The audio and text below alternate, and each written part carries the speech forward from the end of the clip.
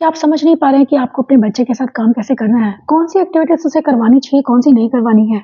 या उसके शेड्यूल में कौन-सी एक्टिविटीज़ बहुत ज़रूरी है, जो हमें करनी है? हेलो, मैं हूँ हरप्रीत। बहुत बार ये होता है कि हम जानते नहीं हैं कि बच्चों के साथ क्या काम करें या क्या एक्टिविटीज़ करें। ये ऑटिज़्म में कौन-सी एक्टिविटीज़ हैं जो आपके बच्चों को ज़रूर करवानी है, ऐसी 10 एक्टिविटीज़ जो उसके शेड्यूल में आपको ऐड करना बहुत ज़रूरी है। ये नहीं है कि आपको सभी एक्टिविटीज़ एकदम से करवानी है, आप उससे डिवाइड कर लीजिए। जैसे कि 10 एक्टिविटीज़ हैं, आप 2-2 करके उन्हें करवा सकते हैं, 2 या 3। अगर आप 3 बार भी बच्चे को लेकर बैठे हैं, चाहे 15 मिनट या 20 मिनट के लिए ये 10 एक्टिविटीज़ बच्चों के साथ करते हैं, तो बच्चों में डेफ़िनिटली आप उसकी प्रोग्रेस देखेंगे और उसमें इम्प्रूवमेंट्स देखेंगे। ऑटिज़्म सिम्पटम्स को कम करने के लिए बहुत ज़रूरी है कि उन एरियाज़ को टारगेट करें जहाँ पर बच्चों को सबसे ज़्यादा डिफ़िकल्टीज़ हैं और ये 10 एक्टिविटीज़ उन्हीं सभी एरियाज़ को टारगेट करेंगी जो कि आपके बच्चों की बहुत ज़्यादा डिफ़िकल्ट एरियाज़ हैं या जिसमें आपका बच्चा अक्सर स्ट्रगल करता है। फर्स्ट जो चीज़ है वो है मैचिंग। मैचिंग एक सिंपल सा कॉन्सेप्ट है, आप ऑब्जेक्ट से शुरू कर सकते हैं, बेसिक लेवल है, पिक्चर्स के साथ कीजिए। आप बच्चे को मैचिंग जो है अगेन आप बच्चे के लेवल के हिसाब से देंगे। ऐसा नहीं है कि हम बच्चे को मैचिंग दे रहे हैं ऐसा जो कि बच्चा बहुत ईज़िली कर लेता है।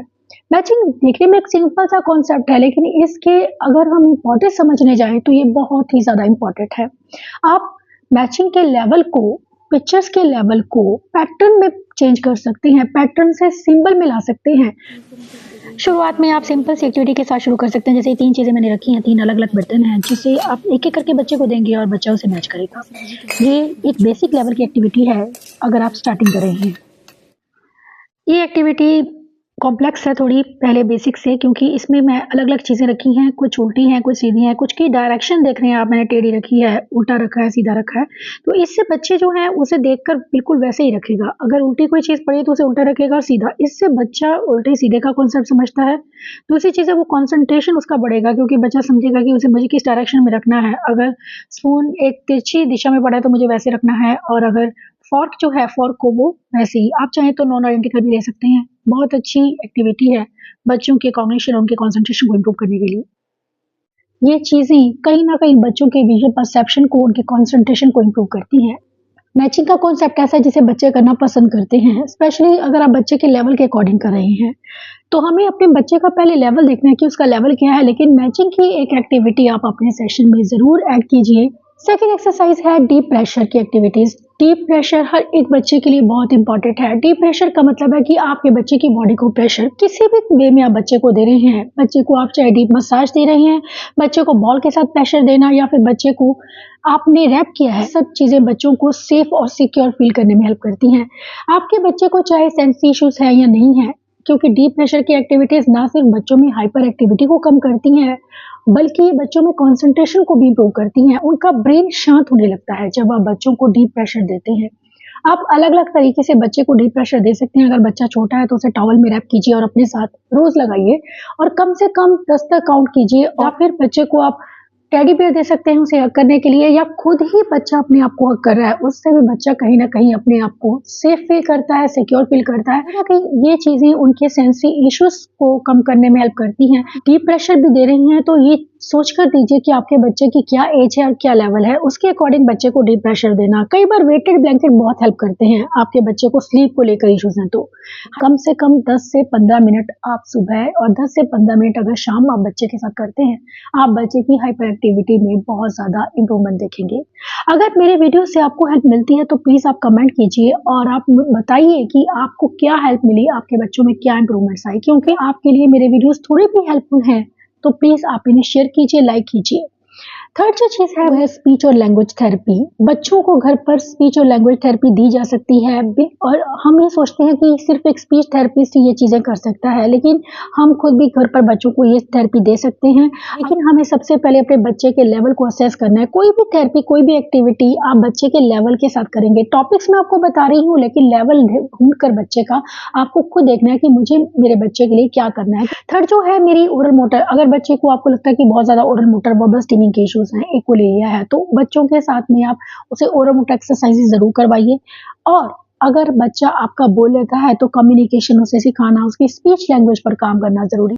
कुछ इस तरह के पिक्चर बुक आप ले सकते हैं जिससे आप बच्चों की वोकैब्युलरी को बढ़ा सकते हैं और साथ ही बच्चे लेबलिंग सीखते हैं। साथ ही उनकी स्पीच डेवलप होती है। एक चीज़ हमें और करनी है कि हम बच्चे को ज़्यादा से ज़्यादा अपॉर्च्युनिटीज़ दें बोलने की, जो भी चीज़ उन्हें चाहिए बोलकर, माँग कर बच्चा ले। क्योंकि अपने आप से जब बच्चे चीज़ें ले लेते हैं तो कम्युनिकेशन नहीं आ पाता है बच्चों में, जो कि बच्चों की स्पीच लैंग्वेज के लिए बहुत ज़रूरी है। नेक्स्ट वन जो है वो है ब्रेन एक्टिविटी। ब्रेन एक्टिविटी का मतलब है कि आप बच्चे के ब्रेन पर काम कर रहे हैं, चाहे बात हो बैक टू फ्रंट ब्रेन की या लेफ्ट टू राइट, जिसे हम मिड लाइन लेफ्ट और राइट हेमिस्फीयर का कनेक्शन, इसका कोऑर्डिनेशन, ये चीज़ें बहुत ज़रूरी हैं बच्चों की ब्रेन डेवलपमेंट के लिए। और ये एक्टिविटी है base back to front activity, जिसमें कि पीछे बच्चे के सिर पर ब्लॉक रखा जा रहा है बैक साइड पर और बच्चे को ब्लॉक को उठाना है और आगे की टप में थ्रो करना है। नेक्स्ट वन जो है इसमें अवेयरनेस पे काम कर रही हूँ, लगातार बॉल्स बच्चे को फेंकी जा रही हैं और बच्चा उन्हें उठाकर एक कंटेनर में रख रहा है। और कुछ ऐसी एक्टिविटीज बच्चों को करवाना जिससे कि बच्चों के इन ब्रेन पर हम काम कर रहे हैं, चाहे बच्चा सिटिंग में आपके साथ वो काम कर रहा है या बच्चा ग्रॉस मोटर के थ्रू वो काम कर रहा है। नेक्स्ट वन इज बैलेंस और कोऑर्डिनेशन। अब बैलेंस और कोऑर्डिनेशन बहुत जरूरी चीज है। अगर आपका बच्चा हाइपर एक्टिव है तो बड़ी ब्रेन की जो एक्टिविटीज है वो बच्चों के लिए बहुत जरूरी है।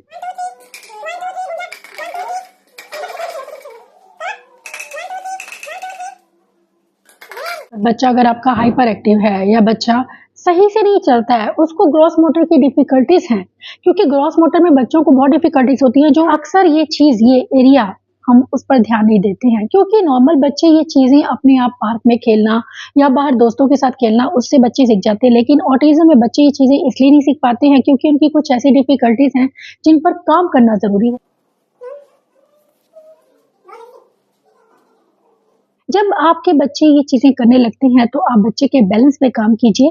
बच्चे को एक टाँग पर खड़ा होना, ये ना सिर्फ बच्चों में बैलेंस को इम्प्रूव करती है बल्कि बच्चों में कंसंट्रेशन को भी इम्प्रूव करती है। कुछ बच्चों के लिए बैलेंस मुश्किल हो सकता है, इसलिए उसे 1 फुट दीवार पर रखने के लिए बोलिए और चाहे तो आप सपोर्ट भी बच्चे को दे सकते हैं साइड पर, ताकि बच्चा गिरे नहीं।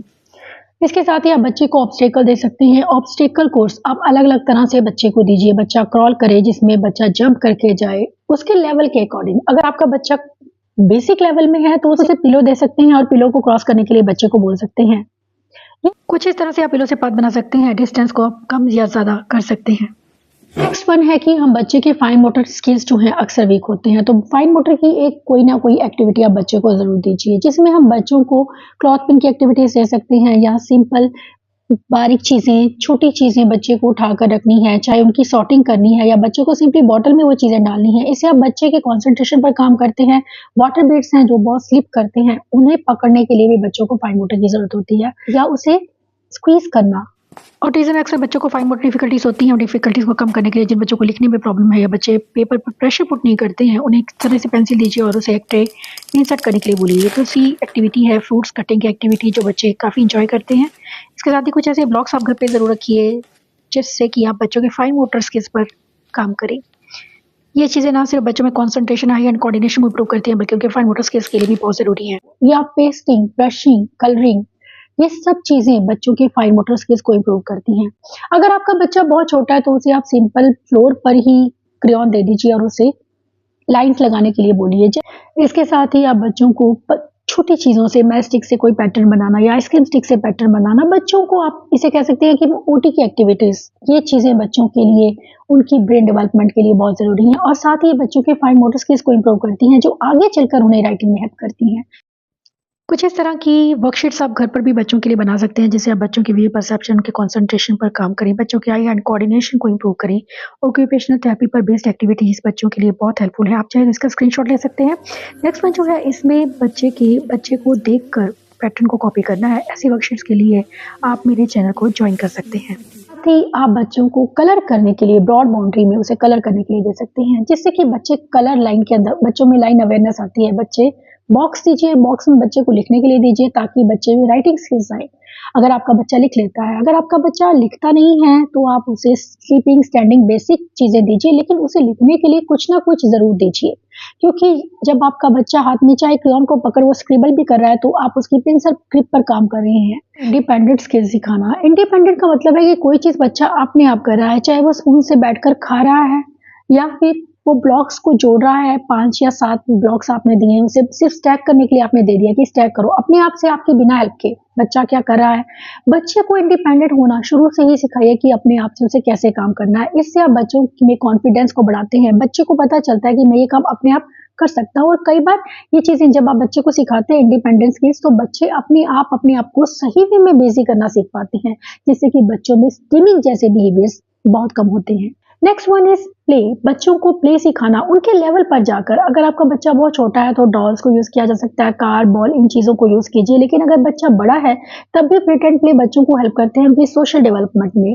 उन्हें किस तरह से बाहर, अगर रेस्टोरेंट में जाना है तो किस तरह से उन्हें बिहेव करना है, ऑर्डर कैसे करना है, बैंक में जाना है तो हमें किस तरह से बिहेव करना है, वहां पर क्या क्या कर सकते हैं, लाइब्रेरी में जाना है तो वहां के क्या रूल्स होते हैं, हमें वहां चुप करके बैठना है, बुक्स को रीड कर सकते हैं।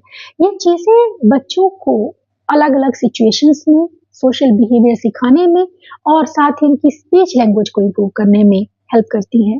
नेक्स्ट वन इज एकेडमिक, जो बहुत ही ज्यादा इग्नोर रहता है। थेरेपी सेंटर में कोई इस चीजों पर ध्यान नहीं देता है, बच्चों को एकेडमिक स्किल्स नहीं सिखाई जाती हैं। मैं बहुत से ऐसे थेरेपी सेंटर्स मैंने विजिट किया है जहाँ पर बच्चों को एकेडमिक स्किल्स सिखाए ही नहीं जाते हैं, जो कि बच्चों के डेवलपमेंट के लिए बहुत जरूरी है। अगर हम स्कूल भेजने की बात करते हैं तो पहले बच्चों की एकेडमिक स्किल्स पर घर पर ही काम करना जरूरी है। ऐसे में आप बच्चों को लिखना, उन्हें पढ़ना, उन्हें अल्फाबेट्स की नॉलेज होना, कलर्स, शेप्स, ये बेसिक स्किल्स उन्हें पता होने जरूरी है। फाइंड द ऑड वन जैसी एक्टिविटीज, जिससे कि आप बच्चों की विजुअल परसेप्शन पर काम करते हैं। बच्चे को लाइन के अंदर लिखना, लाइन के अंदर कलर करना या बच्चे को पेंसिल पकड़ना, ये सब चीजें आनी चाहिए। किस तरह से उसे प्रेशर पुट करना है और किस तरह से उन्हें लेटर्स को रीड करना है, हर एक लेटर की उन्हें आइडेंटिफिकेशन सिखाना, उन्हें आसपास की चीजों की जानकारी देना, कोई चीज किस लिए यूज होती है, ये जो कि बेसिक स्किल्स हैं। और इन बेसिक स्किल्स पर काम करना घर पर ही जरूरी है, क्योंकि स्कूल में बच्चे अक्सर ये चीजें मिस कर देते हैं। बच्चों को आइडेंटिफिकेशन सिखाने के लिए आप घर पर ही कुछ इस तरह के कार्ड्स बना सकते हैं जिसमें अलग अलग अल्फ़ाबेट्स हैं। अल्फ़ाबेट से बच्चों को आइडेंटिफिकेशन सिखाना बहुत ज़रूरी है उनके एकेडमिक स्किल्स के लिए। बच्चे रीडिंग सीखने लगते हैं। इसके साथ ही आप कुछ ऐसी इमेज की एक्टिविटीज़ दे सकते हैं जिससे आप बच्चों के ना सिर्फ कंसंट्रेशन पर, बल्कि बच्चे अल्फ़ाबेट्स की ऑर्डरिंग को समझते हैं और रीडिंग करना सीखते हैं।